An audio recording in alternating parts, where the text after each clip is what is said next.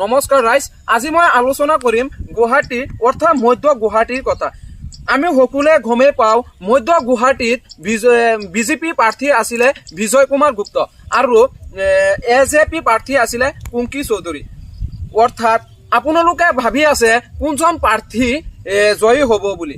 অৰ্থাৎ যিজনী প্ৰাৰ্থী আছিলে কুংকি চৌধুৰী, সেইজনী কম বয়সীয় ছোৱালীয়ে হাঁহি মাৰিব পাৰিবনে মধ্য গুৱাহাটীত? আপোনালোকে কমেণ্ট বক্সত কৈ যাব পাৰে। আৰু যদি বিজেপি প্ৰাৰ্থীৰ পৰা কওঁ তেনেহ'লে বিজয় গুপ্ত হাঁহি মাৰিব পাৰেনে মধ্য গুৱাহাটীত?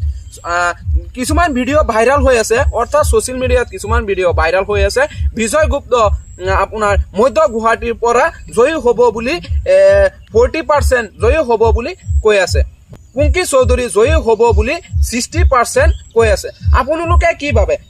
কুংকি চৌধুৰী যদি জয়ী হয় আৰু বিজয় গুপ্ত যদি পৰাজয় হয় তেনেহ'লে মধ্য গুৱাহাটীটো কেনেকৈ উন্নতি বা আগবাঢ়ি যাব বুলি আপোনালোকে ভাবি আছে?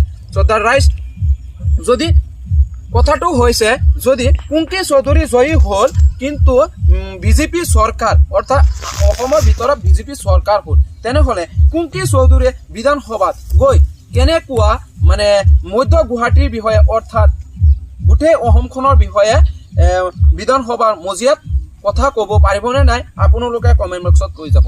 আৰু যদি বিজয় গুপ্ত জয়ী হয় তেনেহ'লে কুংকি চৌধুৰীৰ পৰা কিমান ভোটত জয়ী হ'ব বুলি আপোনালোকে ভাবে?